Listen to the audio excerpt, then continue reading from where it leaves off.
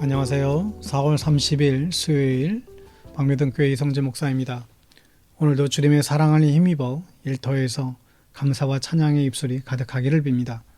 오늘 묵상 본문은 누가복음 7장 11절에서 17절 말씀이고요. 나인성 과부 아들을 살리십이라는 제목으로 말씀 묵상 나누기를 원합니다. 어자쯤 중환자에 있던 백부장의 종의 이야기에 이어서 오늘 본문은 더 심한 이야기가 소개되죠. 죽은 사람이 살아나는 이야기입니다. 이번 이야기를 통해서 하나님께서 우리에게 주시는 메시지가 무엇일까요? 11절에 보면 그 뒤에 곧 예수께서 나인이라는 성읍으로 가시게 되었는데 제자들과 큰 무리가 그와 동행하였다. 나인성은 나사렛에서 그리 멀지 않는 거리인데 예수님은 백부장의 종을 가버나움에서 고치시고 12시간 정도를 걸으셨습니다. 꽤 먼 거리였지요. 하루 종일 걸어야 되는 이 거리를 예수님께서는 특별한 목적을 갖고 걷기 시작했습니다. 무엇 때문에 이 먼 곳을 향해 걸으셨을까요? 예수님은 백부장의 종을 고치신 후에 사람들은 더 놀라서 더 많은 사람들이 예수님을 따라다녔다고 했습니다. 큰 무리라고 오늘 성경은 설명합니다. 여러분, 제자와 무리를 다시 한번 짚고 가죠. 이 제자와 무리, 이 둘은 예수님을 따라다녔다는 면에서는 동일합니다. 그러나 큰 차이가 있어요. 제자들은 자기의 것을 버리고 예수님을 쫓았어요. 자기 부인이 있었던 것이죠. 반대로 무리들은 달랐습니다. 자기 필요한 것을 보고 자기가 먹고 싶은 것을 먹었습니다. 그냥 구경하면서 따라다닌 것이죠. 그냥 이기적인 믿음이었습니다. 자기 필요한 것은 잘 찾아 먹고 희생을 하려고 하지 않는 게 무리였어요. 하여 예수님께서는 이 제자와 무리를 다르게 대접합니다. 똑같이 설교하고 나서 제자들은 따로 떼어서 다시 가르치세요. 그래서 특별한 말씀과 특별한 은혜를 제자들은 누릴 수가 있었죠. 여러분, 교회에도 제자와 무리가 있습니다. 여러분, 제자가 되시기를 바랍니다. 무리처럼 교회에 다니지 마시기를 바랍니다. 여러분, 교회 다니면서 부담이 전혀 없으신가요? 아예 교회 다니면서 무슨 부담을 가져? 그렇잖아요. 여러분, 교회에 다니는 부담이 있어야 돼요. 부담이 없으면 무리입니다. 부담이 있으면 제자입니다. 여러분, 제자가 되시고 무리가 되지 않기를 바랍니다. 예수님께서는 제자를 귀히 여기세요.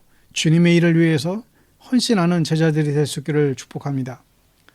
12절에 보면 예수께서 성문에 가까이 이르렀을 때 사람들이 한 죽은 사람을 메고 나오고 있었다. 그 죽은 사람은 그의 어머니의 외아들이고 그 여자는 과부였는데 그 성에 많은 사람이 그 여자와 함께 따라오고 있었다. 참 안타까운 일이 발생했지요. 과부의 외아들이 죽었습니다.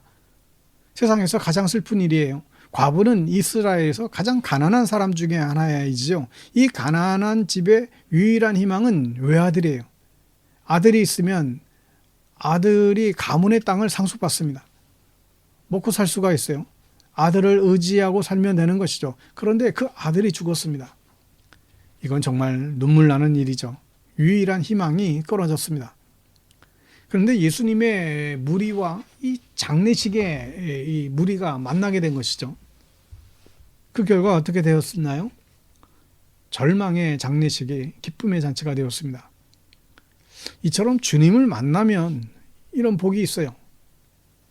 외아들이 죽은 과부 같은 우리들이 주님을 만나고 우리도 새 소망을 갖고 살 수 있게 되기를 축복합니다. 13절에 주님께서 그 여자를 보시고 가볍게 여기셔서 말씀하시죠. 울지 말라라. 주님은 그 과부를 가볍게 여기셨어요. 정말 주님 마음 깊은 곳에서 우러나오는 그런 안타까움과 동정의 마음을 이제 표현하고 있습니다. 여러분, 우리도 주님께 늘 불쌍히 여김을 받았으면 좋겠습니다. 주님 앞에 기도할 때에 주님께서 우리를 불쌍히 여겨주시고 또 우리가 주님께 나를 불쌍히 여겨달라고 기도할 수 있게 되기를 바라요. 그 유명한 예수 기도죠. 주여 나를 불쌍히 여기소서. 끼리에 에레이손. 이 기도가 얼마나 능력이 있는지 몰라요. 수많은 믿음의 사람들이 이 짧은 이 기도를 통해서 많은 기도의 응답을 받았습니다.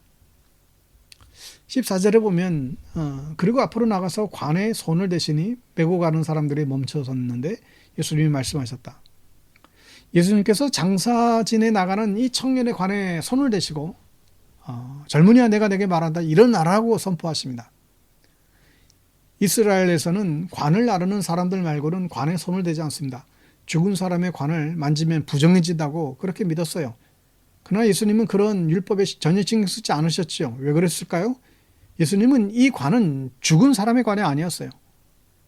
예수님의 눈에는 그냥 잠자는 청년의 관이었죠. 살릴 사람의 관이었어요. 그러니 관에 손을 대도 아무런 상관이 없습니다. 예수님께서 관에 손을 대시니 갑자기 주변 사람들이 놀라서 멈췄어요.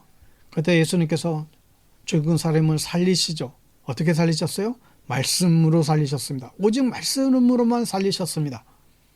여러분 성경에 예수님께서 살리신 대표적인 세 사람이 나오는데 누구죠? 나사로를 살리셨죠. 또 달리다굼 회당장 야이로의 딸을 살리셨어요. 또 나인성 과부의 외아들을 이제 살리셨습니다. 모두가 다 말씀으로 살리셨습니다. 어제 아침에 백부장의 종도 마찬가지로 말씀으로 살리셨어요.